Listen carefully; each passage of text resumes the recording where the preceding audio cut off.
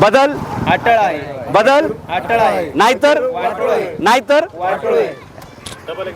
बर बदल अटळ आहे. बदल अटळ आहे. नाहीतर नाहीतर तर मित्रांनो आता गुंजवणी नदीत तुम्हाला पाणी दिसतंय. आम्ही मे मध्ये आहोत जवळपास. ओके. आणि मे महिन्यामध्ये सुद्धा गुंजवणी नदीला पाणी असतंय. म्हणजे ही 12 नदी हे तर सिद्ध झालं. हे काय आम्ही जूनमध्ये फुटेज काढत नाहीये. लक्षात घ्या, भर उन्हाळ्यामध्ये इथं पाणी असतंय परंतु शेती नाही. आणि मगाशी तुम्हाला फुटेज दाखवली ती पंप परत दाखवतो तुम्हाला. तिथे हँडपंप आहे. इथल्या लोकांना प्यायला सुद्धा पाणी नसतंय आणि इथल्या लोकांना शेतीला पण पाणी नसतंय. नदी उशाला कोरड घाशाला. नदी सोबत आहे परंतु शेतीत पाणी नाही. नदी इकडे आहे परंतु प्यायला पाणी नाही. ही अवस्था आहे बारामती लोकसभा मतदारसंघातील. हे तुम्हाला आता विश्वास ठेवावा लागेल. अशी फुटेज मी तुम्हाला दाखवतोय.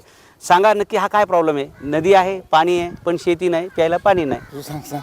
लाईटीचा प्रॉब्लेम असतो. म्हणजे शेतकऱ्यांना रात्रीचं पाणी धरावं लागतं. कमीत कमी महावितरणने 24 तास तरी वीज दिली पाहिजे, पुरवठा केला पाहिजे. परंतु शेतकऱ्यांना 8 तास फक्त वीज पुरवठा केला जातो आणि रात्रीचं पाणी धरावं लागतं.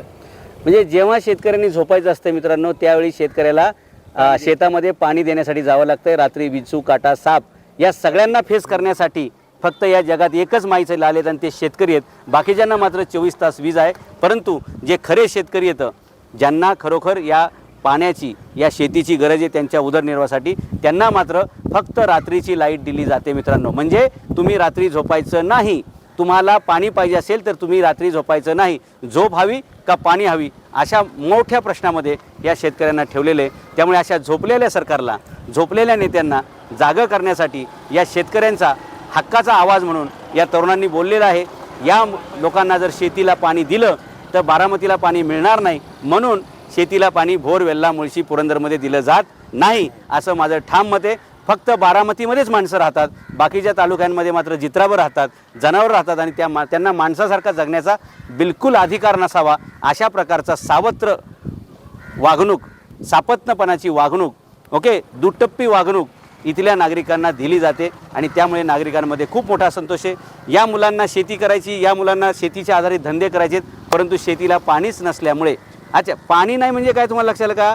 इकडं पाणीच उपलब्ध नाही असं नाही. तुम्हाला विहीर दिसतेत, तुम्हाला धरणं दिसत आहेत, वाहणारी नदी दिसते, पण यांच्या शेतामध्ये पाणी जाऊ शकत नाही कारण यांना वीज दिली जात नाही. तुम्हाला याच्यावर विश्वास बसतो का की बारामती लोकसभामध्ये मतदारसंघामध्ये लोकांना शेतीला पाणी देण्यासाठी वीज नाही आणि वीज पाहिजे असेल तर रात्रभर तुम्ही जागायचे, साप, विचू, काटा याचा सामोरं जायचं आहे.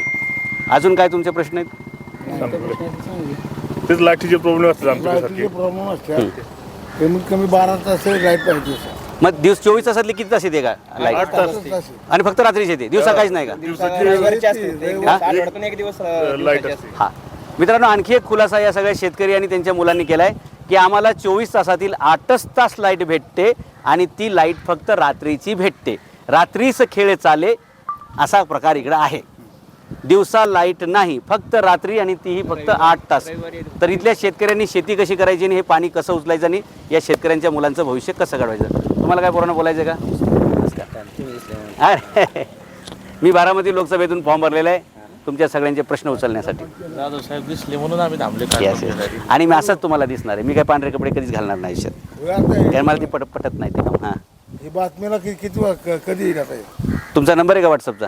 नाही. हे पोरांना तुमचा नंबर द्या कोणा तरी. 88 20. सर यांचा नंबर. हां, व्हॉट्सअपला आले की संपलं. टी व्हीला आपली